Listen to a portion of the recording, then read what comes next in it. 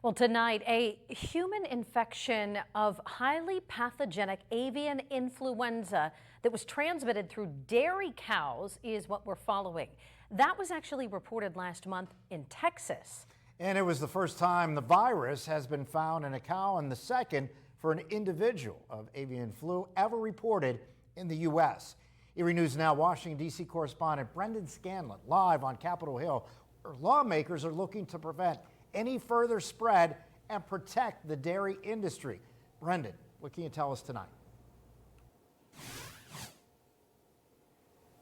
Hey there, Mike and Eva. Good evening. That's right. Well, for the last 2 years, the U.S. has grappled with the spread of the highly pathogenic avian influenza among backyard and commercial poultry flocks. But with this new concern of transmission via cattle, lawmakers want to have a plan in place. They want to be prepared to ensure that the dairy industry is protected, especially in states like New York, where it is critical to the state's economy.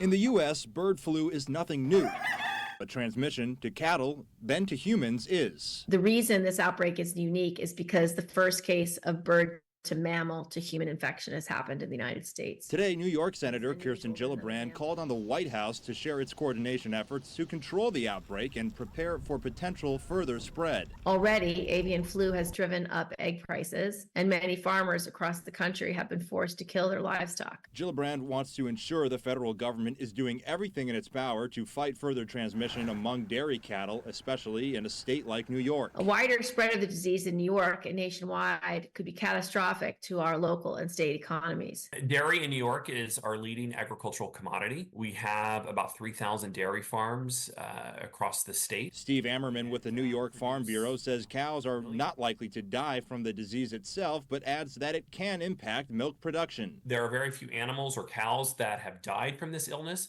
but it does reduce their milk production for a certain amount of time. And that can have economic consequences for our farms as well. The CDC is encouraging people to avoid raw or unpasteurized milk. Commercial or pasteurized milk from the store is safe. One thing that we do know is pasteurization works. According to the CDC, the current health risk to the general public is low. Ammerman says it's still important, especially for farmers, to remain vigilant. So right now, it's an animal health issue more so than it is a human health issue or a food safety issue, but we still have to be vigilant.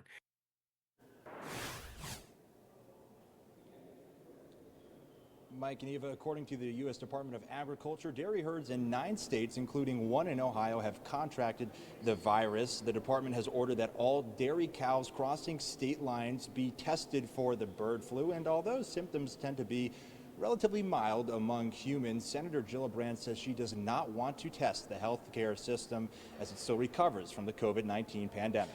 Reporting live on Capitol Hill, Brendan Scanlon, Erie News Now.